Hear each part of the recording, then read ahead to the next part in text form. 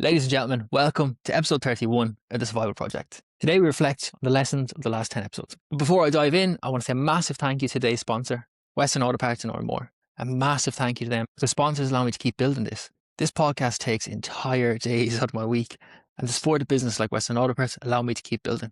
So a massive thank you to them, and all details will be in the description. So let's get into it. Today's episode I have titled, Let Us Sit in the Fire Together. Let me share with you the why with this passage. Imagine you talk to the creator of the universe before your birth, and you get to pick the qualities of the person that you get to become. You say, I want to be the most courageous. The creator replies, he says, well, then I will give you monsters to terrify you so you can conquer them. Then you say, well, I also want to be patient. Well, then I will make you work harder and longer so you can learn to wait. I also want to be wise. And the creator replies, then I will give you failures that will crush your spirit so you can learn the value of judgment. You then say, that sounds like a rough life. Can you give me a good life? The creator replies, just like we measure the quality of a blacksmith by the strength of his steel, I measure you by what you are at the end, not the fire and the hammer it took to make you. A good life isn't a life that's easy. A good life is a life that makes you into a good person. And that, my son, is a hard life. I love that quote. It always gives me goosebumps. For all I've been through with my journey with chronic illness, the fire and the hammer has chiseled away all my airs and graces of what I thought my life would be. This hard life that is hopefully making me into a good person. Now, that all sounds nice in theory, and I do love a good quote. But when you're in the depths of life with chronic illness, and you're sitting in the fire as your body burns and the hammer smashes your hopes and dreams to pieces, you do not give a fuck about who you're going to be in the end, because the end is right now. You're not thinking about growth or who you'll be if you survive it. You're thinking, why the fuck is this happening to me? Please God, make it stop. Everyone listening to this podcast is sitting in that fire, whether it's the fire of chronic illness or just the fire of life. We're all in it. This podcast is about not sitting in the fire alone. We sit together. As we sit in the fire together, should we complain? Yes, absolutely. Express how shit it is. Our circumstances are burning us alive. I am no stoic. A burn is a burn, and pretending it doesn't hurt doesn't help anyone. It doesn't help you because you're bottling up the emotion, and for someone else seeing you and struggling too, they'll think they're weaker because they can't handle it as well as you. Now that's two people struggling, silently cursing the world and feeling alone. When we express together, we communicate. Tough man and the tough woman act, they have their place, but so does vulnerability. And it is about striking that balance. Open lines of communication, of truth and clarity ensure us that we can be tough together because we can help each other. We can help each other when we understand each other. In episode 30, Oliver said this. I had the idea of chronic care 12 years ago when I first got the psoriasis, when it first manifested as a mental thing where I was feeling alone. And I remember I found out that my best friend that I have been walking around for like 6-7 years, I was telling him that I'm feeling a little bit down, and I had to tell him I have something called psoriasis, and he just started kind of laughing, and I was like, well, okay, maybe I shouldn't have said that. He laughed because he had it himself. And that's and we best friends. We were so close, living right next to each other. And then I just realized, okay, isn't it insane that you can walk next to someone so close to you and still not be able to tell him or her about how you're feeling and what this disease is and so on. I was like, okay, there needs to be a space for this. Imagine you can walk beside someone every single day and not have a clue what's going on, unless you open your mouth. See, Oliver's initial reaction is a powerful one. He felt shame, he felt fear. Did I say the wrong thing? But his own friend laughed because he had it too. Now, with the line of communication open, they could share their fears, they could learn from each other, and they could ease the burden of health both were experiencing. Sit in the fire together. The last 10 episodes have been absolutely fantastic, and the people I've spoken to have shared so much and so in depth, but they've all been given something they never would have chosen. They've had to sit in the fire, they've had to watch the hammer fall on their life, but they have all emerged, burnt, broken, bruised, but definitely not beaten. In episode 23, I spoke to Sam, who's the founder of Footprints Africa. Sam runs a charity that supplies stoma supplies to people in Africa who cannot get access to supplies. This episode brought tears to my eyes because I know what these people have gone through, and then to not have the supplies that give you your dignity post-surgery, it's horrendous. The actual things that will change your life for the better after the hell that you have been through are non-existent. The lack these people experience opens the door to a different kind of hell. Isolation, infection. There's people using bin bags, rags and tins to collect the waste that's coming from their stomas. There's children that are unable to go to school because of their stomas. Life-changing surgery, life-saving surgery that is now diminishing their quality of life. Sam told me of men who can't sit at the dinner table with their families because of the smell of them. It really makes you realise that, like I know myself, I have been afforded my dignity by the look of my place of birth. What Sam is doing is she's giving people their lives back. And it was my absolute privilege to sit down and speak with her. Sam had her own journey with cancer that resulted in a stoma. And then look what the fire and the hammer met her. Sam is now literally changing the course of people's lives because of her experience, because of her empathy. Truly, truly amazing woman. If you'd like to donate supplies or funds, there'll be a link in my bio and an email to contact the charity directly. In episode 24, I spoke to Joe Ford about the healing power of breathwork. How you breathe actually shapes how safe or threatened your body feels. We know chronic illness forces you into survival mode, and you will act from survival mode unless you find tools to calm yourself, tools to restore clarity, and literally clear the smoke from the fire. From my own experience, breathwork has just been an unbelievable tool to help me calm, to help me sleep, to help me, I suppose, regain focus and take control back in my life. Touching on sleep then, in episode 25, I spoke to Tom Coleman about sleep. We spoke on how to recover and how to get your body clock back on your side. Not gonna lie, this episode was more for me than it was for you. Like, I have spoken on here quite a few times about the battles with sleep I've had in my own life. Because when you live with chronic illness, your body can get trapped in hypervigilance. You're exhausted, you can't switch off, you're desperate for rest, but your body is still acting like there's danger in the room. The key thing that I took from Tom that I've implemented in my own life is that your sleep habit begins when you wake up. I used to always think I had to start winding down about 8 p.m., 9 p.m., get rid of the phone. It actually starts the second you get out of bed in the morning. And that insight has changed a lot for me. So when we're sitting in the fire of life, often look for the one thing that'll put it out. You know, the sleeping tablet, the supplement. What's the trick? Something to quickly fix what's going on. But Tom spoke so well and reminded me that healing is not just one dramatic act. It is the boring, repeated return to the basics. Getting light as early as possible is something I've adapted into my own life.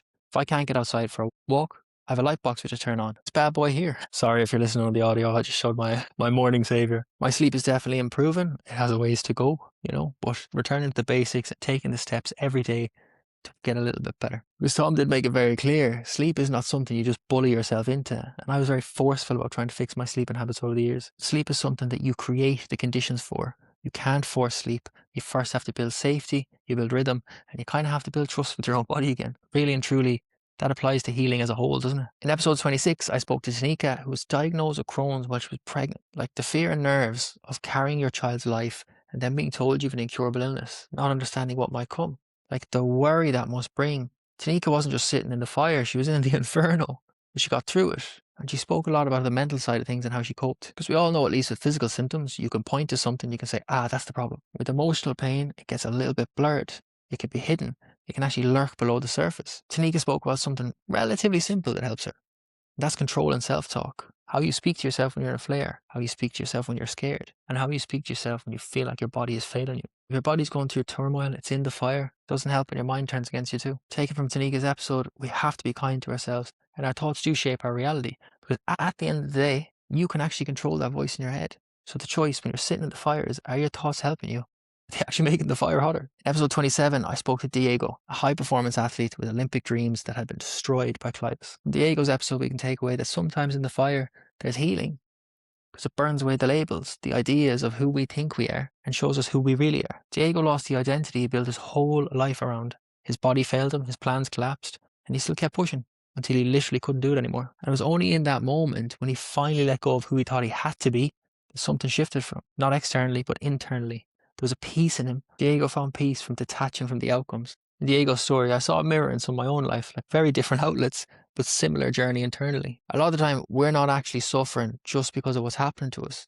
We're suffering because we're fighting so hard to hold on to a version of ourselves that's actually no longer meant for us. Diego's story is a reminder that if we can actually sit in the fire without trying to escape it or control it, there's something on the other side of it that we couldn't have forced. Diego's story is one of pure resilience, and it's a very inspiring one because he is absolutely smashing it again. And if you're into running, Diego has just hit a new 5K PB of 13 minutes and 54 seconds. The boy literally has engines for calves. Diego is an inspirational example of the phrase, the only way out is through. And hopefully will be seen his name at the Olympics.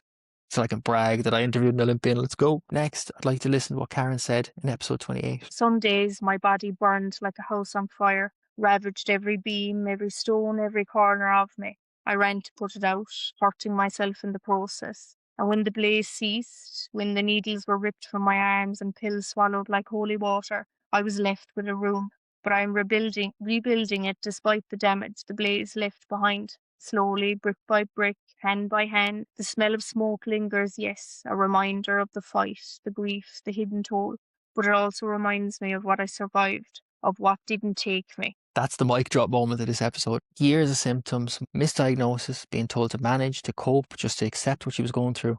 But she still kept advocating for herself, and she still kept pushing until she found her own answers. I mentioned at the start about the tough man, the tough woman act. And as Karen showed us, strength isn't pushing through at all costs. It's learning when to stop, when to actually surrender, and when to reshape identity. Instead of chasing who we used to be, being happy to become someone new. Karen's story is a reminder that joy and pain aren't opposites, that they can actually coexist. And sometimes the bravest thing you can actually do isn't to fight harder, it's to accept the reality in front of you, but yet still find a way to live in it. That's regaining your power. In episode 29 with Jack Brennan, fire was chronic pain. Jack was living in pure uncertainty and being told to wait for a life-changing surgery because he was too young. And that delay almost cost Jack everything.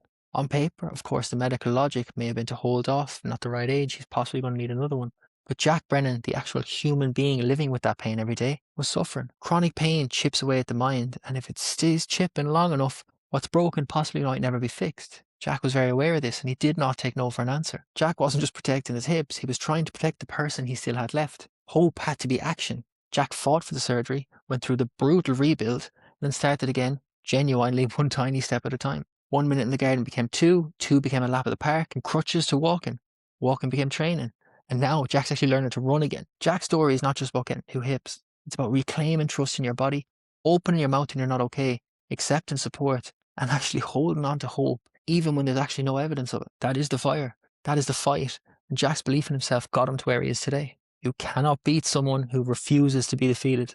What a man. In episode 30, Oliver faced confusion, diagnosis, isolation, and a long, long, frustrating road to finally being believed. Blood, pain, fatigue. Yet he still had to question himself because the system wasn't responding.